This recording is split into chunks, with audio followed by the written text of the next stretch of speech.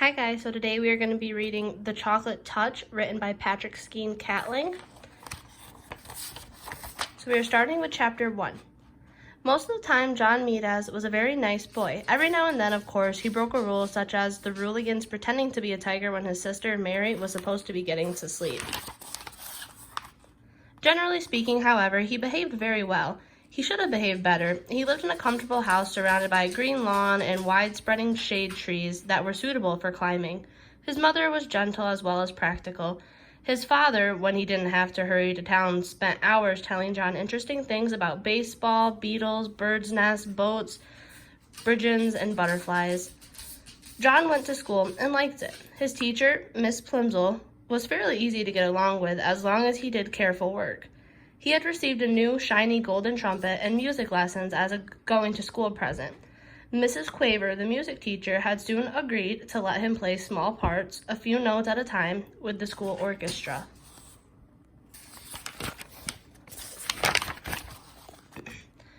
Finally, there was Susan Buttercup, who was in his class. Susan had soft yellow curls, round pink cheeks, blue eyes, and one of the best collections of marbles in the neighborhood.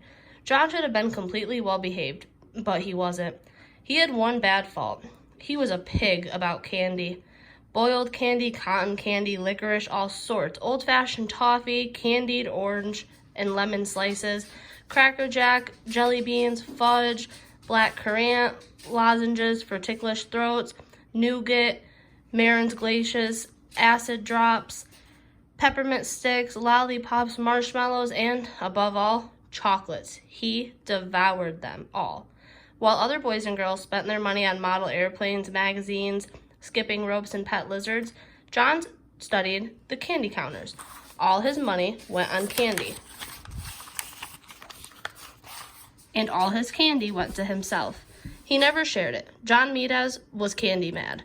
At lunch one Saturday, Mrs. Meadas noticed a couple of little red spots on the end of John's nose. "Look," she said to Mr. Meadas, "John has spots."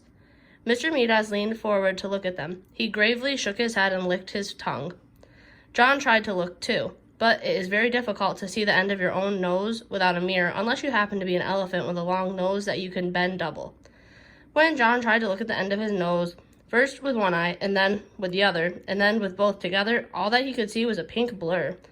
Besides, trying to look at something so close made his eyes ache.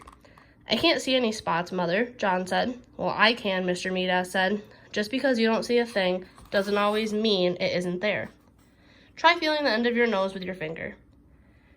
John rubbed his finger over the tip of his nose. It felt a bit rough. "It may be measles," Mrs. Meadas said anxiously. She placed her hand on John's forehead to feel whether he was warmer than usual. "But I don't think he has a temperature," she decided. "I suspect John has been eating too much candy again," Mr. Meadas said. "Have you been eating candy this morning, John?" "Some," John admitted. "What?" Mr. Meadas asked. "Well," John replied, "I had a few cream delights. Susan gave them to me." "Anything else?" Mr. Meadas asked. "A little toffee crunch," John said. "And what else?" Mr. Meadas asked, beginning to look cross. John's ears grew red. He knew he wasn't supposed to eat candy before meals. Hardly anything else," he said. "John," Mr. Meadas said, and his son recognized the tone. It meant that John had to tell everything. It turned out that John had been around to see most of his friends and had managed to get candy from nearly all of them. The list he recited was a long one. "No wonder you have spots," Mr. Meadas commented at last. "I think we'd better take John to see Dr. Cranium," he said to Mrs. Meadas. Dr. Cranium was a tall, thin man with a bald head and a gray mustache. He looked through his glasses at John and said, "He eats a lot of candy," Mr. Meadas said. "He hasn't been eating his meals properly," Mrs. Meadas said. "That's just what I thought," Dr. Cranium said. "I can tell by looking at him that he eats much too much candy." The doctor shone a little electric light into John's right ear. Then he shone it into John's left ear. Then he shone it in John's nose. He told John to open wide and say, "Ah." Then he shone the light into John's mouth. Much too much candy. Gracious me, he seems to be full of candy. He told John to sit down and relax. Then he picked up a small rubber-headed hammer and gave John a light tap on the right knee. Just below the joint, John's foot gave a weak kick. John giggled. It's nothing to laugh about, Mr. Meadows said. No, John, the doctor reproved him. A healthy little boy who didn't eat too much candy would kick harder than that. I'm sorry, John said politely. But I can kick harder if you want me to. He gave a sudden high kick which knocked the hammer out of Dr. Cranium's hand. It landed on its rubber head and bounced across the room. John! Exclaimed Mrs. Meadows. I'm so sorry, Dr. Cranium. John, tell the doctor you're sorry for kicking his hammer. I'm sorry for kicking your hammer, John said. I would recommend less candy, Dr. Cranium told Mr. and Mrs. Meadows. An upset stomach can lead to all sorts of complications. On the way home, Mrs. Meadows tried to explain to John what she thought the doctor meant by complications. You see, she said, if you put too much of one kind of food in your stomach and not get enough of other kinds, it is bad for your whole body, because different parts of your body need different kinds of food. Do you understand? I think so, John said. You've been eating so much sweet stuff, Mr. Meadows added, that there isn't room for eggs and meat and milk and bread and spinach and apples and fish and bananas and all the other things you're supposed to have to make you grow big and strong. I like bananas, John said, especially in thin slices covered with chocolate. They're called banana surprises.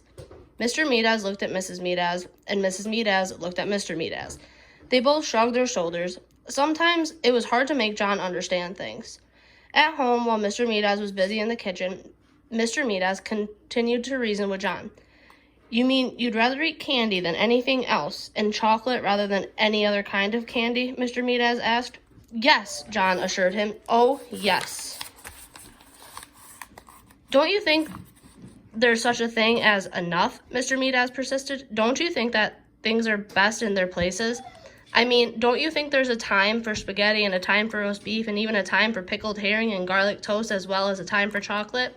Or would you rather have chocolate all the time? Chocolate all the time, John replied empathetically. Chocolate's best. That's all.